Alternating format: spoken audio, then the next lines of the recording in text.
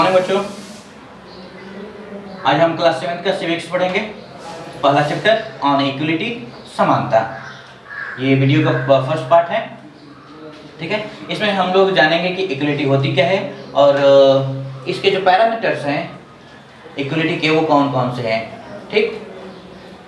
Equality का मतलब होता है समानता, ठीक है। अर्थात हम सबको संविधान के द्वारा एक समान माना गया है और सब के सब कानून के सामने एक समान है। किसी भी व्यक्ति के साथ उसके धर्म, जाति, रंग, उसके लिंग, भाषा, समुदाय के आधार पर किसी प्रकार का कोई भेदभाव नहीं किया जाएगा, ठीक है। इसे हम लोग कहते हैं इक्विलिटी अर्थात समानता।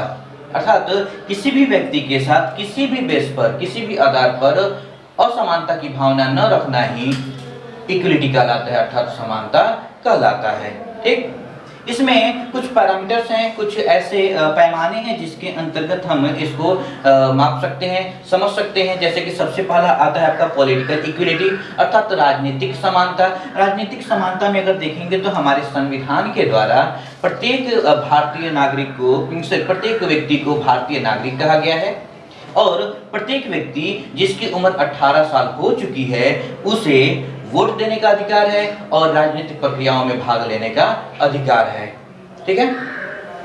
और इसे हम लोग कहते हैं पॉलिटिकल इक्वलिटी, ठीक। अर्थात जो भी व्यक्ति है, चाहे वो किसी भी धर्म, जाति, समुदाय का हो, अगर उसकी उम्र 18 साल हो चुकी है तो वो राजनीतिक प्रक्रियाओं में भाग ले सकता है। इसे हम लोग कहते हैं पॉलिटिकल इक्वलिटी अर्थात राजनीतिक समानता।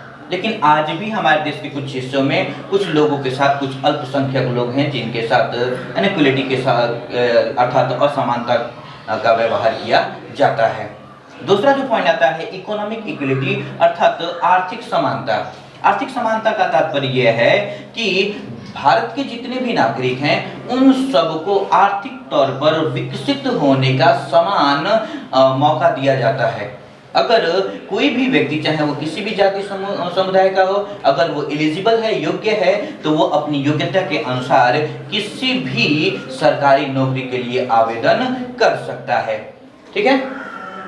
उसके बाद आता है आपका सोशल इक्वलिटी। सोशल इक्वलिटी जो होती है वो सबसे महत्वपूर्ण होती है। सामाजिक असमानता, सामाजिक समानता में अगर देखेंगे तो इसका मुख्यतः ये है कि जो भी बर्डन अर्थात जितनी भी व्यवधान है उन सबको खत्म करना और जितनी भी वस्तुएं हैं उन सभी वस्तुओं को प्रत्येक व्यक्ति तक पहुंचाना। मुख्यतः सामाजिक समानता के अंतर्गत प्रत्येक व्यक्ति को शिक्षा प्राप्त करने का अधिकार है और साथ ही साथ हेल्थ केयर अर्थात स्वास्थ्य संबंधी जितनी भी सुविधाएं हैं उन्हें प्राप्त करने का अधिकार प्राप्त है, ठीक है। लेकिन आज हमारे समाज में बहुत ज्यादा असमानता फैली हुई है, ठीक है। और विशेषतः जो निचले तबके के लोग हैं जिसे हम लोग एसटी या एससी और एसटी कहते हैं अर्थात अनुसूचित जाति, अनुसूचित जनजाति या फिर महिला वर्ग है, उनके साथ पक्षपात किया जाता है, उनके साथ डिस्क्रिमिनेशन किया जाता है अर्थात पक्षपात किया जाता है। अगर हम लोग देखें तो हमारे संविधान का जो अनुच्छेद 17 है,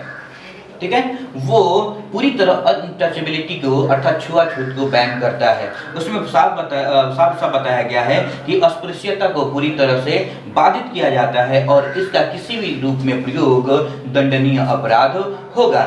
फिर भी हमारे समाज में जो सामाजिक असमानता है कहीं कहीं देखने को मिलती है, ठीक। अब चौथा और आखिरी हो जाता है आपका रिकॉग्नाइजिंग डिग्निटी, ठीक है, गर्व। हमारे संविधान के द्वारा प्रत्येक व्यक्ति को, ठीक है, चाहे वो जिस समुदाय का हो, लिंग का हो, रंग का हो, इससे फर्क नहीं पड़ता है, वो जिस समुदाय का हो, सभी को एक समान सम्मान प्राप्त है और सभी को एक समान गर्व प्राप्त है, ठीक है।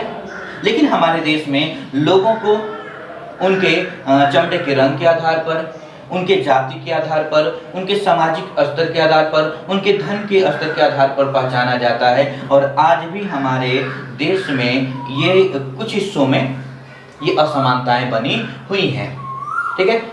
और भी कुछ ऐसे उदाहरण है जिसके अंतर्गत हम इसको समझ सकते हैं। मुख्यतः यहाँ पर हमारा यही 4 पॉइंट है, 4 पैरामीटर है जिसके द्वारा हम समानता को समझ सकते हैं। आगे का जो हिस्सा पॉइंट्स है वो हम लोग अगले वीडियो में पढ़ेंगे। जो भी ना समझ में आया हो आप हमसे पूछ सकते हैं। धन्यवाद।